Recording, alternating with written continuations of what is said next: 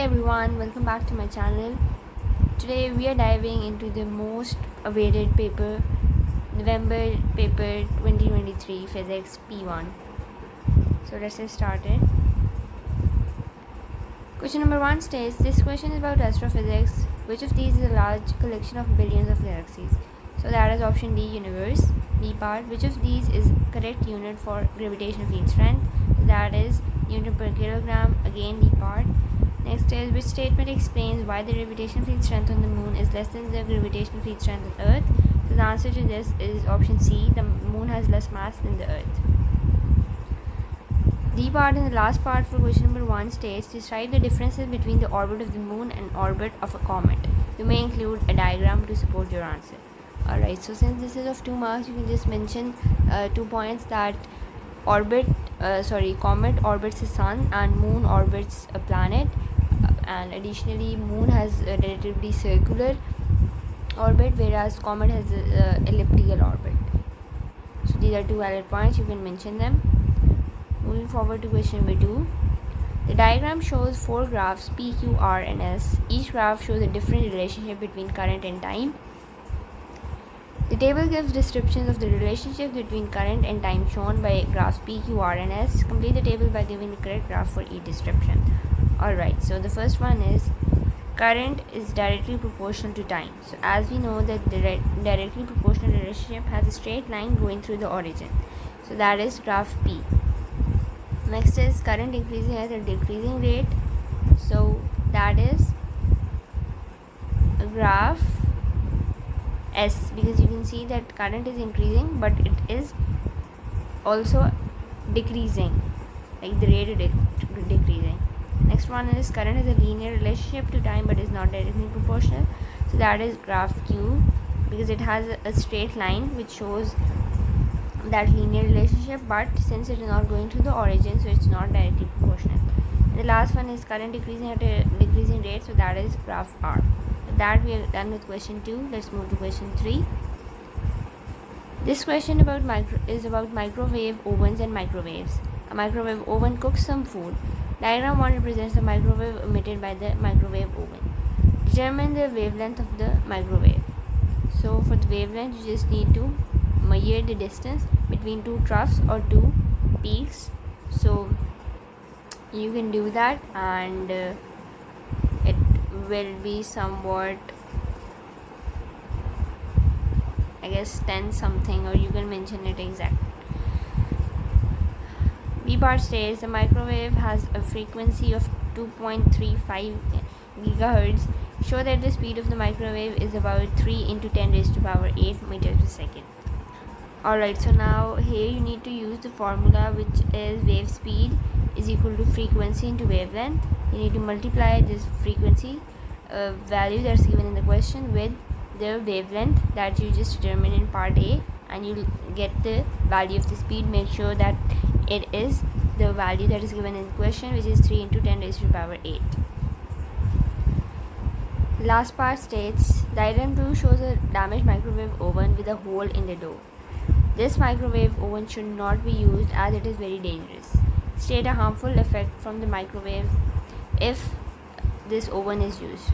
Alright, so as you know that harmful effects of microwave are that it can cause internal heating of tissues or body organs. With that we are done with question 3. Let's move to question number 4. This question is about filament lamp. Which of these is the correct circuit symbol for a filament lamp? Alright, so as you can see that A1 is for diodide, B is for lamp, and C is for motor, and D is for LDR.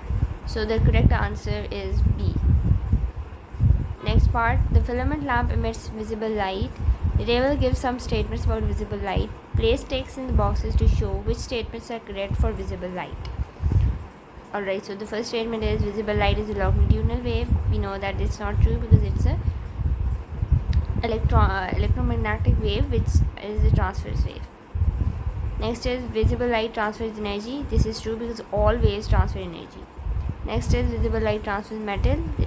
This is wrong because none of the waves transfer matter. They only transfer energy and information. Next one is visible light is a longer wavelength than X-rays. This is also true. And last is visible light travels faster in water than in air. This is not true. So the correct options are the second one and the fourth one.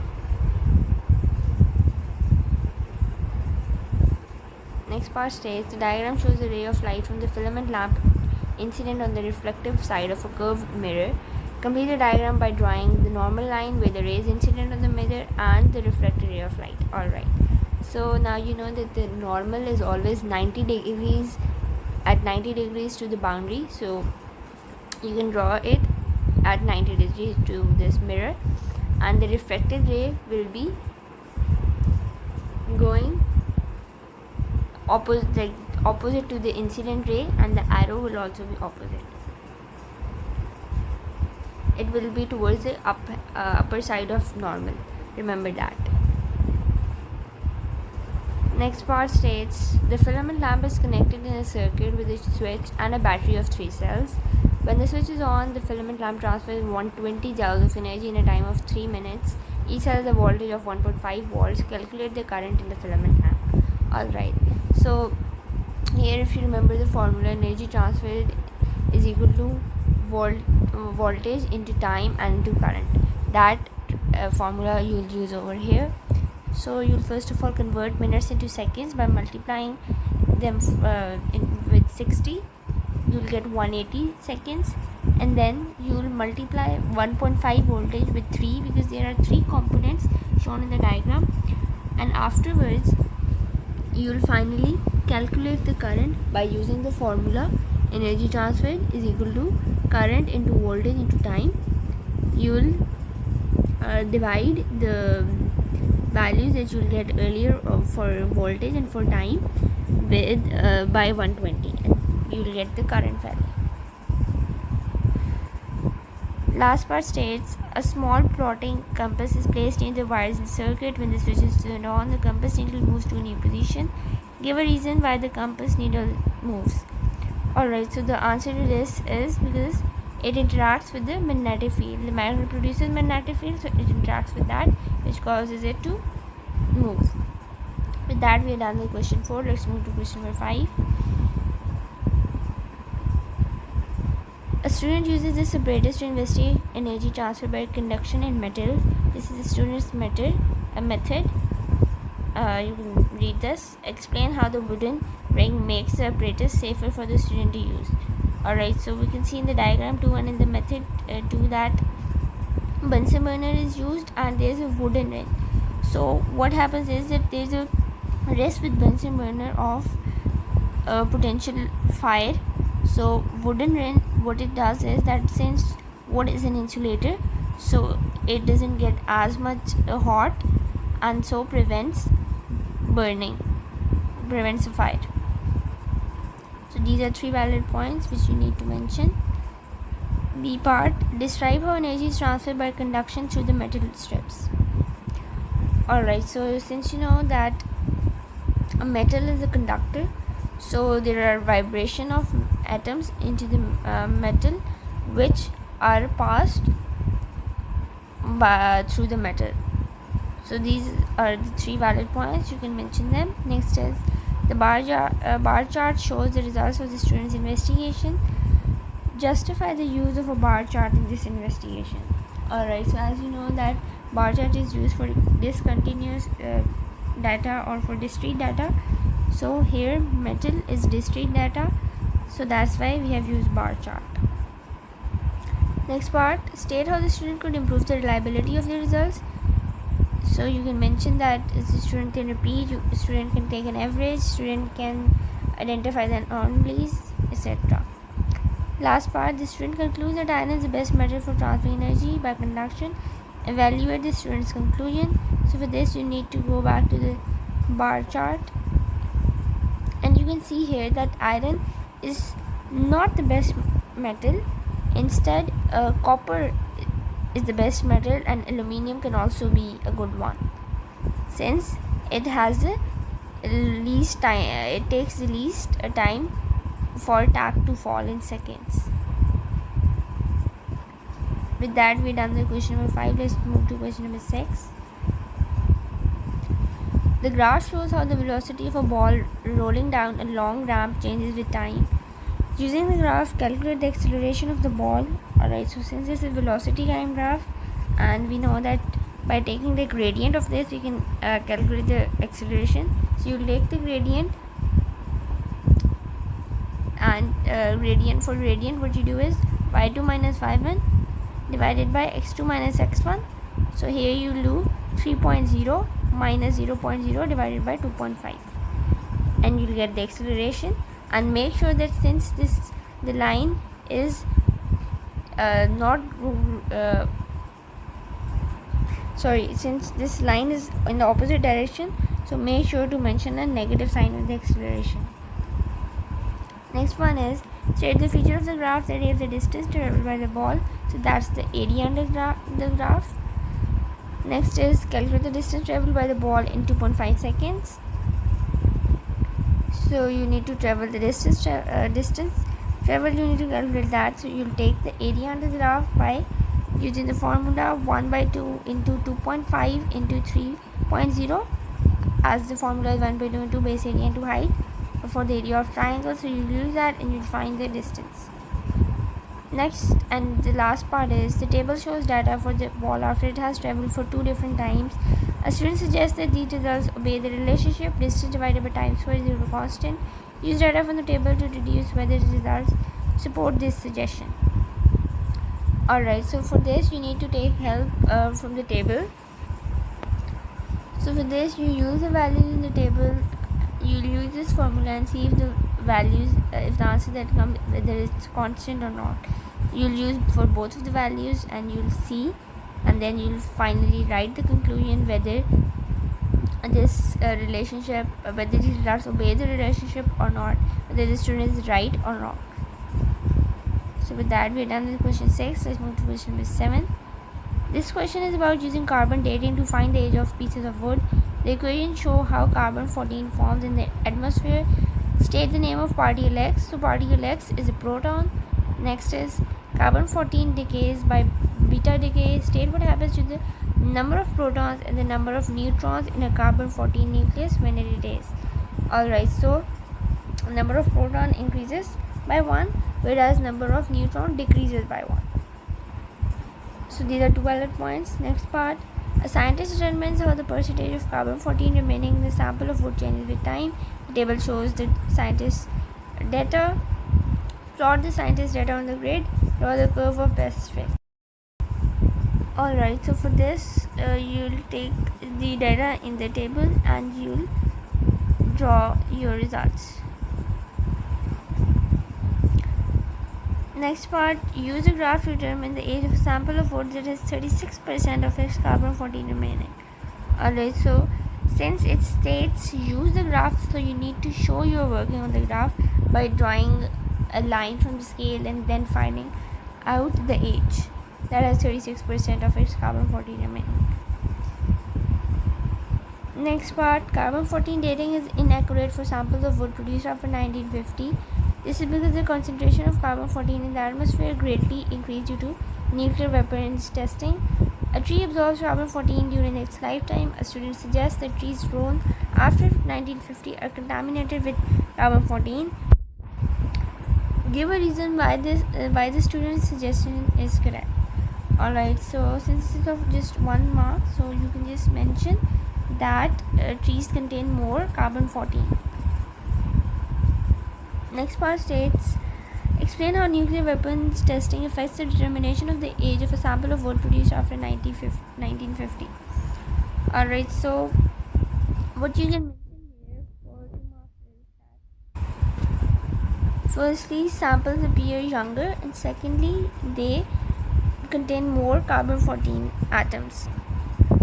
Sorry, not contain, they'll absorb basically more carbon-14. So with that we're done with question number 7. Let's move to question number 8. A star has a circular orbit around the center of a galaxy. The diagram shows an outline of the galaxy and the star's position in the galaxy. Draw an arrow on the diagram to show the force on the star that keeps the star in a circular orbit.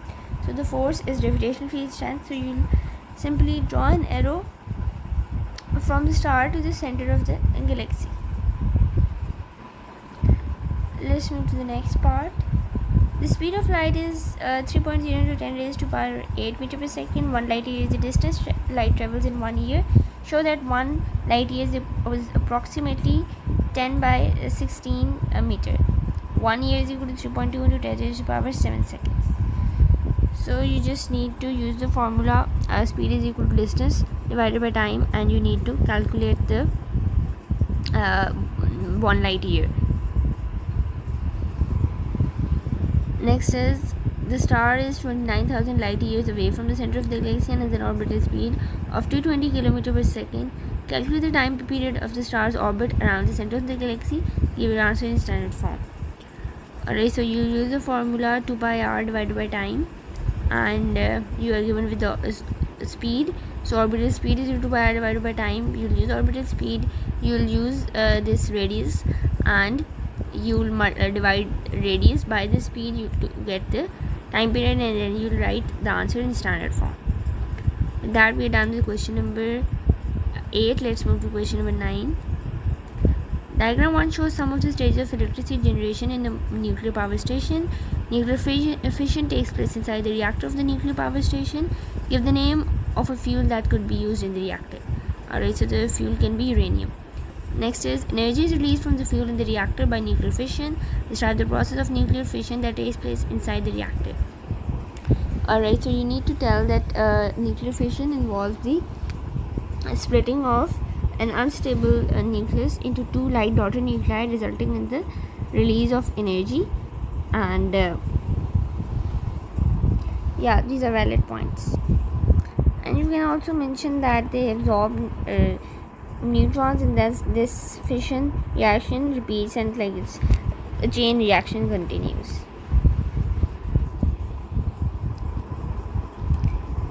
B part, high pressure steam transfers energy from the reactor to turbine. The turbine spins as the steam passes through a diagram to show the simplified generator connected to a turbine.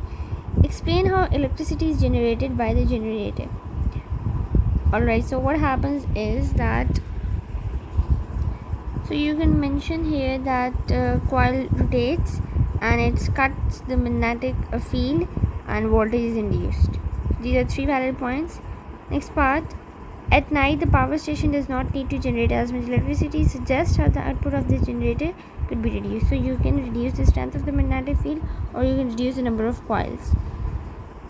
Next, the generator produces alternating current. Describe the difference between alternating current and direct current. So this since this is just of 2 marks, so you can just mention that alternating current has constantly changing current, whereas the direct current has steady current constantly flowing in one direction. That we done with question 9. Let's move to question number 10. This question is about electrical resistors. Diagram 1 shows a 13 kilo ohms resistor connected to a 5.8 volt battery. State the formula linked voltage, current and resistance. The formula is voltage is current to resistance. Then calculate the current in the resistor. So for that, you'll use the values of resistance, and you use the value of voltage, and you'll finally calculate the current. Also remember that since this is a series circuit, so voltage and resistance is not same over here. So the values that you will take will be 5.8 divided by 13 into 10 raised to the power 3, and then you'll get the current. That will be your final answer.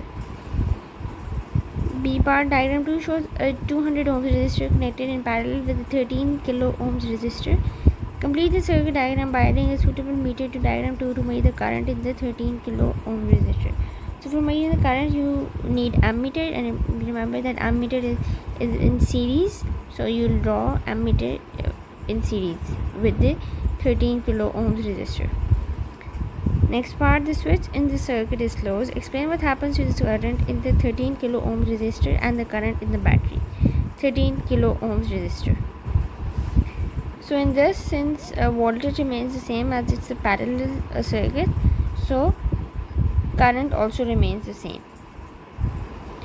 For next battery, what will happen is the total voltage will remain the same, but the resistance that will decrease and current will increase. With that, we're done with question number 10. Let's move to question number 11. The diagram shows a simple barometer designed to measure atmospheric pressure. Share the formula linking pressure difference, height, density, and gravitational field strength. So the formula is pressure difference is equal to height into density into gravitational field strength. Next is the total pressure at point X is 117 kilopascals. The pressure of the trapped gas is 12 kilopascals. Calculate the height of the liquid above point X.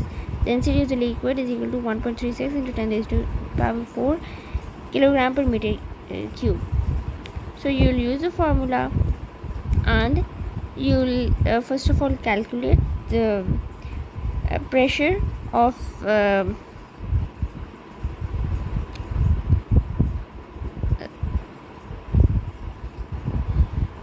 first of all you'll calculate the pressure difference, which will be by subtracting total pressure at point X, which is 117, with the pressure of trapped gas, which is 12. So once you do that, you'll get a pressure difference of 105. You'll use that value and then you'll use the formula and you'll calculate your answer. With that, let's move to question number 11, part B. The sun shines onto the barometer, increasing temperature of the trapped gas. The volume of the trapped gas remains constant. Explain why the pressure of the trapped gas increases as temperature increases. So as temperature increases, the particles, they have more kinetic energy, their speed increases, they collide more often, so they generate a greater force, hence greater pressure. So this is the answer to this. Next and last part is the temperature of the trapped gas increases from 23 degrees Celsius to 38 degrees Celsius. The pressure of the trapped gas is 12 kilopascal when its temperature is 23 degrees Celsius. Calculate the pressure of the trapped gas when its temperature is 38 degrees Celsius. So here you'll use the formula, which is P1 divided by T1 is equal to P2 divided by T2. But before using that, make sure to convert the temperature values into Kelvin, from Celsius to Kelvin, and that is by adding 273. And then you'll use your Kelvin values and your pressure values, and you'll use the formula and find the pressure of the trapped gas. Let's move to the last question. The photograph shows a toy called a marble run. A student lifts the marble from the table to the top of the marble run at point A. They release the marble from point A and it rolls through pipes to reach the bottom of the marble run at point B. The marble leaves the marble point at point B and rolls across the table. As the marble rolls, energy is transferred due to different forces acting on the marble. Describe the energy transfer from before the student lifts the marble to when the marble reaches point B of the marble run. Alright, so at point A, you can see that the the toy, it has higher gravitational field strength because it has been lifted up. So what happens is, at point A, it has higher gravitational field strength. At point B, it has lower gravitational field strength. So what happens is that gravitational field strength store, that is transferred to kinetic store mechanically it is transferred, and this is happening before there is gravitational field strength, and when it rolls down, it is transferred into kinetic energy by mechanical means, and afterwards when it is reached point B, its GP store has been decreased and its KE store is also less. What happens then is that the energy is transferred from the kinetic energy store to the thermal energy store via radiation. It is transferred to the surroundings. So these are valid points, you can mention them. Next part, the student wants to measure how much energy the marble loses as it moves from point A to B. The student needs to measure the speed of the marble as it leaves the marble run in point B. So every method the student could use to measure the speed. So you know this formula for speed is distance divided by time. So you'll use ruler, you'll measure the distance, you'll use a stopwatch, you'll measure the time, then you'll use a formula, you'll calculate the speed, then you'll repeat, you'll take an average, and you'll mention all of those steps here.